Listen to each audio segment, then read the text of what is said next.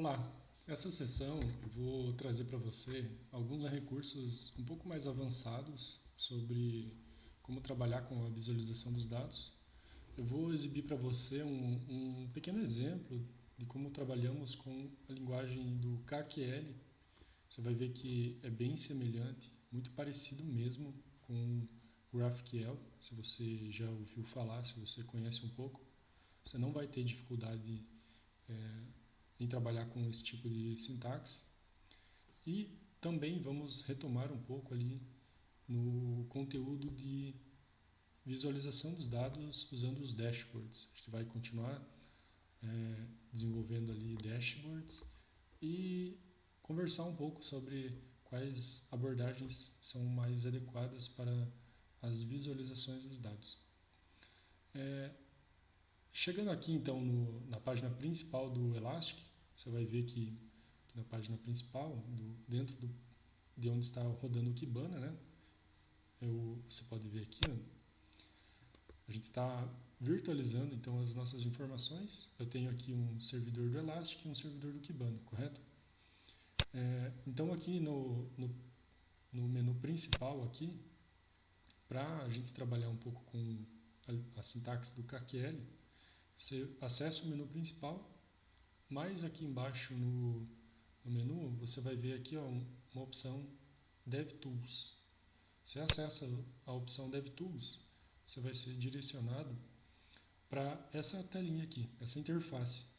Eu já deixei aqui previamente alguns exemplos de comandos que a gente vai usar e eu vou explicar um pouco é, bem, bem didático aqui para que serve cada item. Então o GraphQL, assim como o KQL, ele é composto por uma instrução e um conteúdo do que eu quero filtrar os dados. Nesse caso aqui, eu estou fazendo um GET. O GET ele serve para retornar as informações, assim como o PUT serve para mim atualizar as informações, o POST para mim inserir algum dado ali na pesquisa ou na base dos nossos índices. Tem outros comandos como delete, é bem semelhante às instruções HTTP ali, se você tiver mais interesse em usar. Como é que você pode saber aqui mais sobre essa documentação? Aqui nesse editor, você pode escrever alguma coisa. Quando você escreve alguma informação aqui, ele já entende que tem uma instrução para ser executada. Então já fica habilitado para você esse botão aqui para fazer a requisição. E ao lado tem esse botão aqui, que pode variar um pouco com a versão. Na nossa versão, que é a 7.1, é uma chave. E nessa chave você tem a opção para poder identar essas instruções que você escreve aqui, que facilita até na visualização e no entendimento.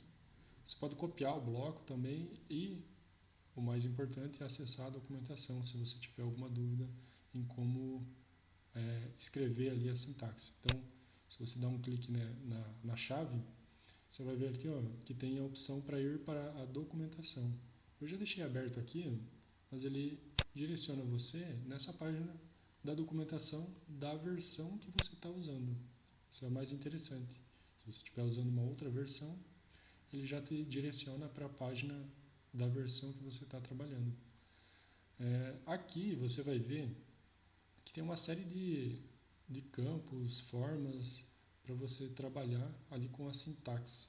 Se eu subir mais aqui no topo, você vai ver que o comando principal aqui, ele já te dá até um exemplo para você copiar, são tipos de requisições GET, POST, como eu comentei, tem o PUT e tem o DELETE também, que você pode estar usando ali em determinado momento.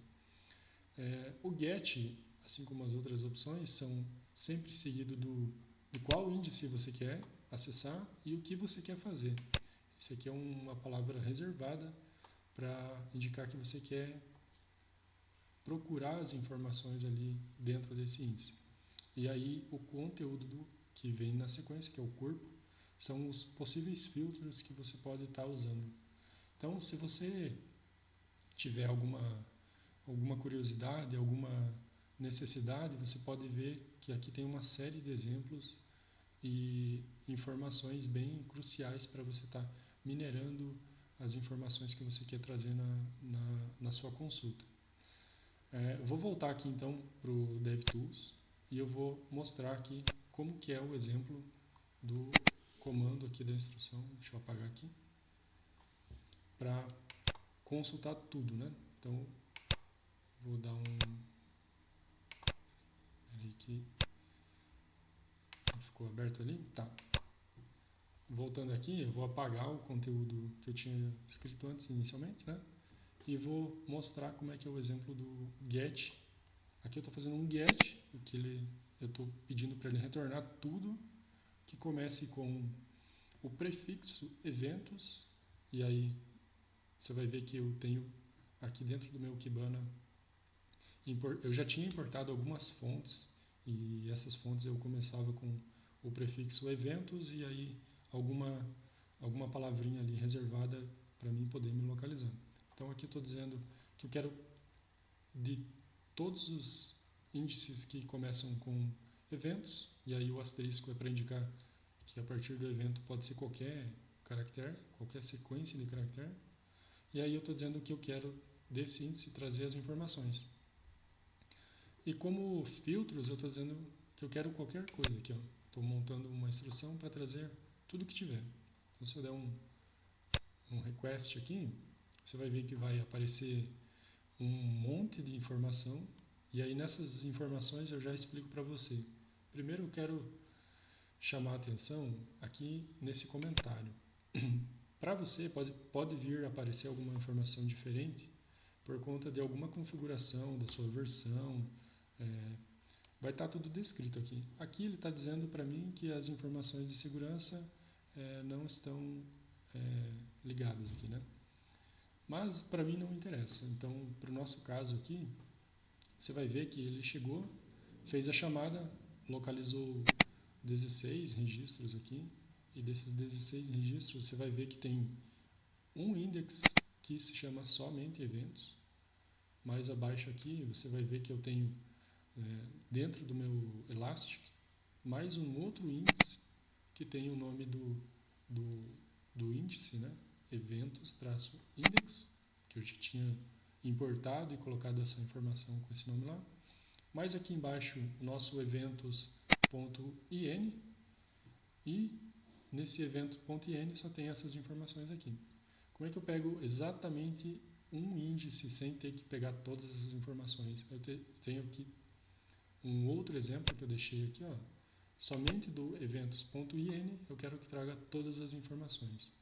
Então, se eu executar, vamos ver? Trouxe aqui somente as informações do índice que tem o nome eventos.in. Trouxe aqui um total de 4 registros.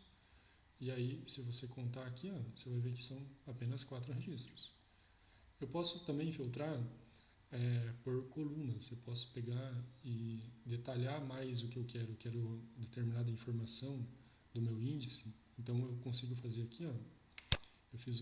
Eu já deixei essa instrução aqui. Então, eu estou fazendo uma consulta no meu índice que pegue todos os registros com esse termo. Eu deixei aqui a palavra reservada terms, que se chama index, e dos index tenha o valor eventos.in. Aqui ficou bem redundante, ele vai trazer basicamente o mesmo resultado que tinha na instrução de cima, mas vamos ver como é que fica aqui. Então ele trouxe aqui novamente os mesmos 4 registros, porque todos os registros têm como valor o campo underline index, o valor eventos.in. Para a gente validar aqui e ver se funciona de fato, eu vou selecionar aqui um registro qualquer. Eu vou pegar esse primeiro aqui, que até não está sendo usado aqui no meu exemplo. Eu vou colocar aqui como valor. Eu quero somente que traga o valor, que tenha como condição aqui, né, o campo underline id tenha esse valor aqui. Então, se eu executar, a minha instrução. A instrução aqui achou apenas um registro, veja que não é mais os 4, e desse um registro trouxe apenas o que tem o valor correspondente aqui. Veja que se você quiser fazer vários tipos de filtros, várias informações distintas, tudo isso você consegue através aqui, né, aplicando os termos aqui, usando a sintaxe CAQL. Se você se interessou, se você quer saber mais, dá para fazer bastante coisa, dá para filtrar, dá para colocar expressões booleanas, se um valor é determinado valor e se outra condição também atende o que você espera. Então, todas essas informações você consegue achar aqui na documentação da API. Eu não estou aprofundando muito nesse tema, porque não é muito o nosso foco. Eu estou apenas trazendo para você que a ferramenta possibilita essa comunicação via linguagem, né, que é o CAQL, diretamente com a base do Elastic, que é onde está gravado todas as informações dos nossos índices. Fora essa alternativa aqui, que é via código mesmo, você também consegue acessar os dados do seu Elastic através aqui do menu do Discover. Dentro do menu Discover, você seleciona qual é o índice que você quer estar trazendo e dentro do índice selecionado, ele te traz todas as informações aqui. Aí você pode, de forma detalhada aqui, expandir. Ele te apresenta como tabela e aí também tem a opção aqui como JSON, né? Que é basicamente a mesma informação que você viu ali usando aquela linguagem de comando. Então, aqui todas as informações. Qual que é a vantagem de usar essa e usar o CAQL? A vantagem é que, usando o CAQL, você tem as informações muito mais rápidas. Se você quiser localizar determinada informação, usando os termos e refinando a sua pesquisa, você retorna os dados de maneira, usando ali o retorno por JSON, né? De uma forma muito mais rápida do que você procurar aqui a informação, expandir e copiar. Também dá para você filtrar essas informações. Se você usar aqui nessa barrinha de pesquisa, você dizer o que você quer. Eu quero as informações que tem o índice, que é igual, e aí eu posso aqui, copiar aqui, vou copiar esse índice aqui, ou melhor, é o ID, né, que eu quero. O ID, que é igual, e aí eu coloco o valor aqui, eu acho que tem que ser, não precisa, sem aspas mesmo. Então, aqui ele trouxe para nós, ó, vou minimizar, ele já mostra aqui, ó, trouxe um registro, e desse um registro eu posso expandir, que é basicamente o que você viu lá na linguagem, na sintaxe do CAQL. Então, o Kibana ele te dá essas duas opções para você trabalhar, tanto na forma visual quanto na forma de texto mesmo, via requisição. Por baixo dos panos, essa requisição visual aqui usa toda a sintaxe do CAQL. Mas, como eu comentei, se você tiver muitas informações, você não está trabalhando com uma fonte de dados importada, que é o nosso caso, fica mais difícil você localizar as informações. Então, usar lá o CAQL pode te dar uma velocidade em localizar os dados que você quer, alterar as informações usando os comandos corretos. Então, fica aqui essa opção que eu trouxe para você como forma de trazer e pesquisar e consultar as informações aqui no seu índice dentro da base de dados que ficou no Elastic. Vamos voltar então ali para os dashboards, que eu vou expor aqui, vou trazer, explanar algumas informações a mais. Então, como é que a gente constrói um dashboard, né? Vamos recapitular aqui. Então, a gente acessa o menu principal, clica no dashboard, e aí a gente cria uma nova visualização, e essa nova visualização a gente vai escolher qual é o índice que a gente quer trazer os dados. Então eu vou deixar aqui o eventos.in, é o índice que tem as informações que eu estou querendo carregar nos dashboards. Então, para mim, eu quero fazer uma visualização em eventos, Então eu arrasto aqui a coluna que eu quero, então ele já me traz aqui, ó, como eixo X o nome do evento, e ele já me traz aqui facilitando um contador que é no eixo Y. Quantos eventos tem aqui por tipo, né? Então eu estou trazendo o nome e aí ele me diz quantos eventos tem. Nesse caso, um registro, aqui também um registro, aqui também um registro e aqui também um registro. Então, basicamente eu tenho 4 eventos, cada um só aconteceu uma vez, nenhum repetiu. Se você começar a analisar em termos de visualização, você vai ver que alguns tipos de gráficos não fazem muito sentido. Então eu vou mostrar para você e você vai entender aqui o que eu estou falando. Aqui nas sugestões, ó, já tem um exemplo bem prático para você entender o que eu estou falando. Eu vou mudar aqui e selecionar essa sugestão. Se você vê pela sugestão, você fica meio perdido. Pelo menos eu estou perdido. A única coisa que me traz aqui que não é tão intuitivo é a legenda, que cada cor significa, né? Então, você olha aqui, ó, parece até uma bandeira de algum país. Não dá para entender o que a informação é aqui. Eu vou mostrar um outro exemplo que vai ficar mais claro para o entendimento.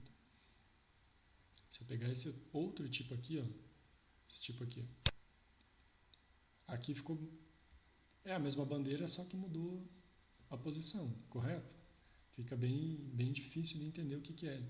Ele até sugere aqui nas labels o que é o conteúdo, né? Então aqui está dizendo que de um conjunto de 100%, eu tenho 4 eventos, cada evento representa uma parcela de 25%, e aí aqui tem o nome do evento. Então, nesse período total, que eu não sei quantos dias são, eu tive 4 eventos, e desses 4 eventos teve 25%. Não me diz muita coisa, né? Eu vou trazer aqui para você um outro exemplo de gráfico que talvez possa melhorar a nossa visualização. Esse gráfico aqui. Aqui, parecido com o gráfico de pizza, ele até é um pouco mais intuitivo para essa situação. Presta atenção. Para esse tipo de situação, faz até um pouco mais de sentido usar esse tipo de visualização, porque aqui eu estou dizendo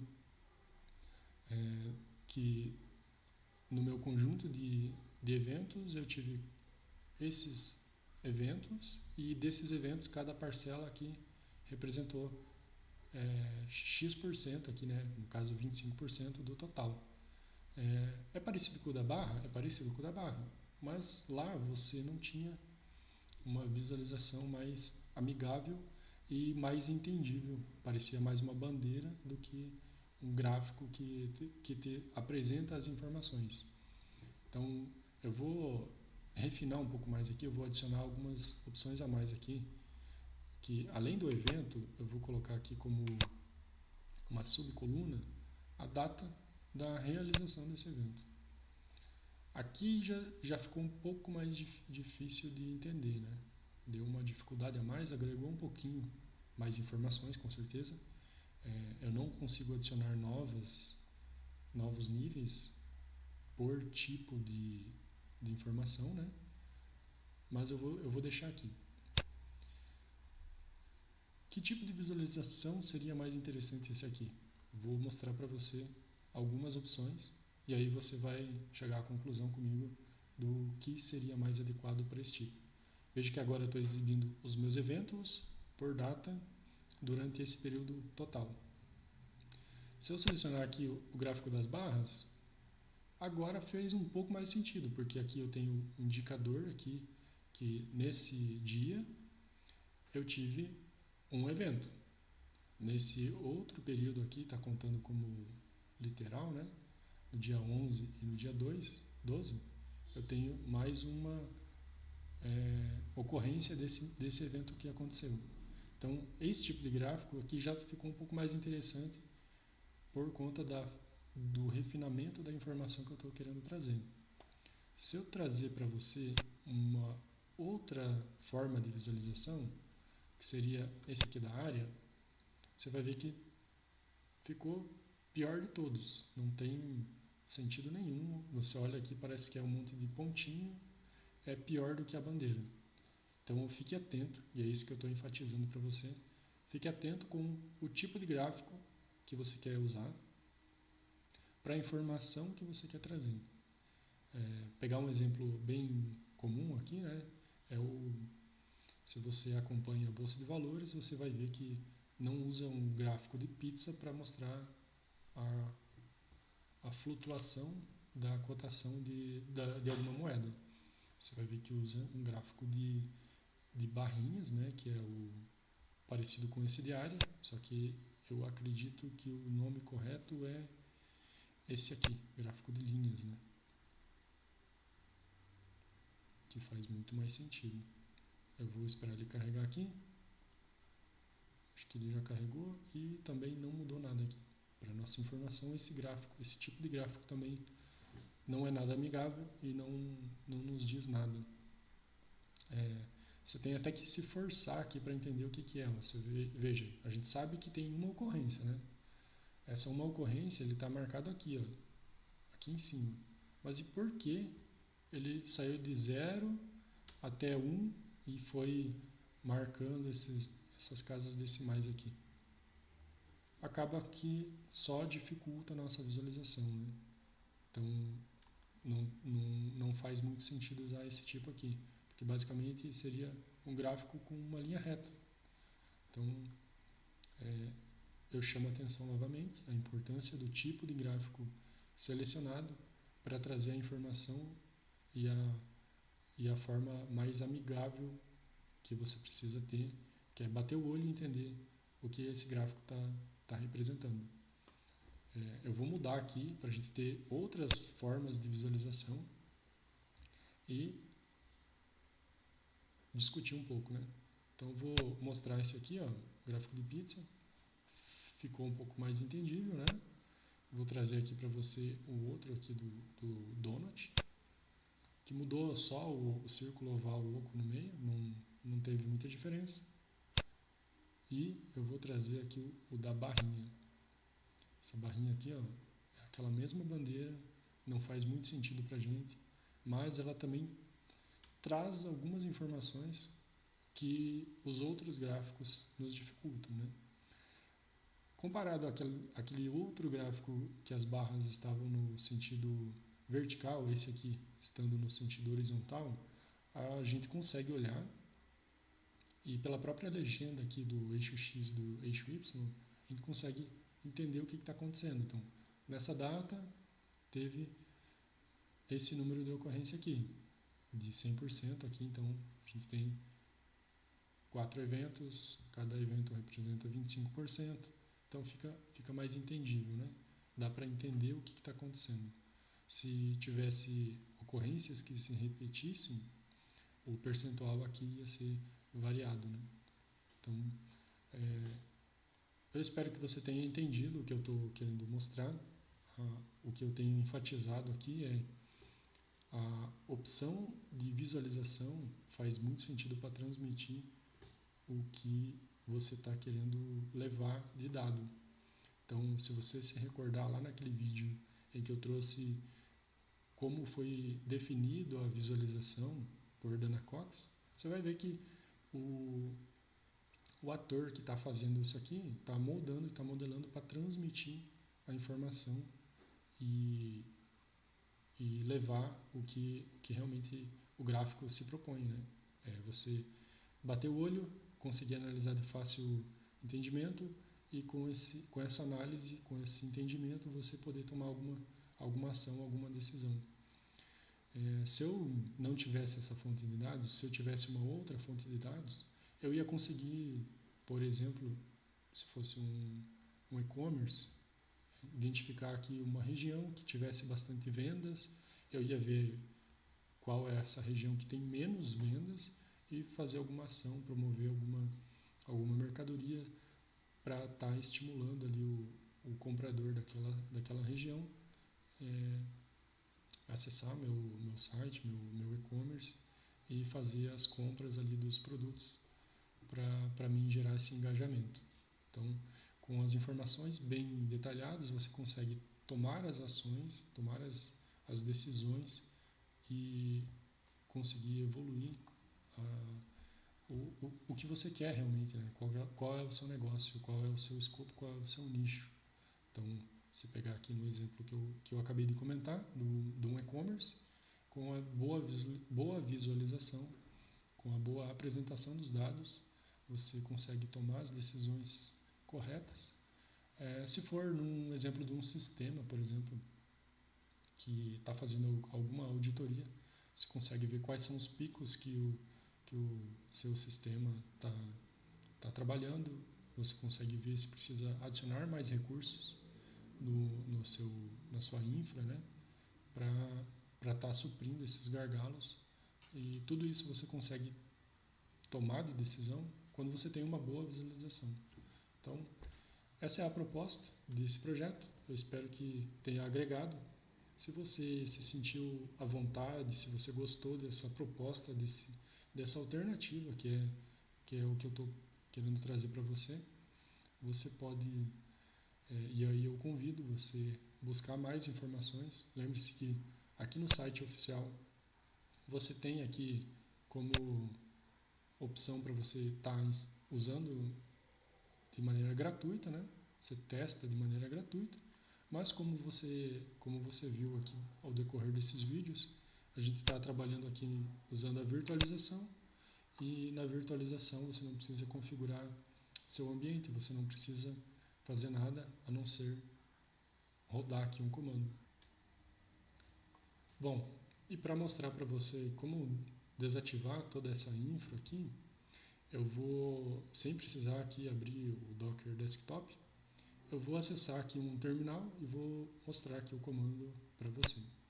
Então eu vou abrir um terminal, eu vou acessar o diretório onde está o meu arquivo Docker Compose, eu vou fazer aqui o uso da minha colinha.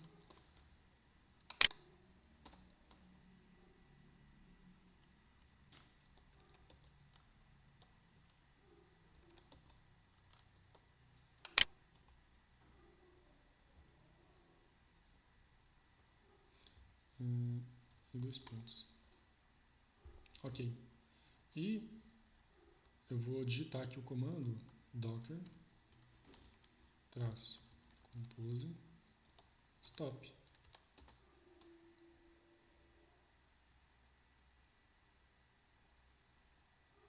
Ele vai tentar processar aqui e já começou a derrubar os meus serviços. Então ele está parando o Kibana e está parando o meu Elastic.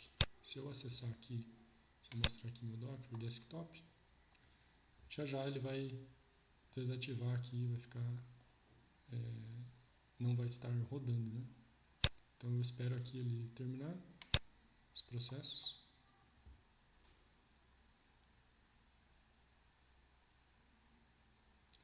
Já derrubou o Kibana, então aqui já está parcialmente rodando, e ele vai começar a derrubar o Elastic. Derrubou o Elastic, meu Docker não está mais rodando, o meu container, né, não está mais rodando, e aí eu provo para você se eu vim aqui e mandar atualizar. Ele vai procurar aqui um endereço que não existe mais, aí ele diz que não encontrou.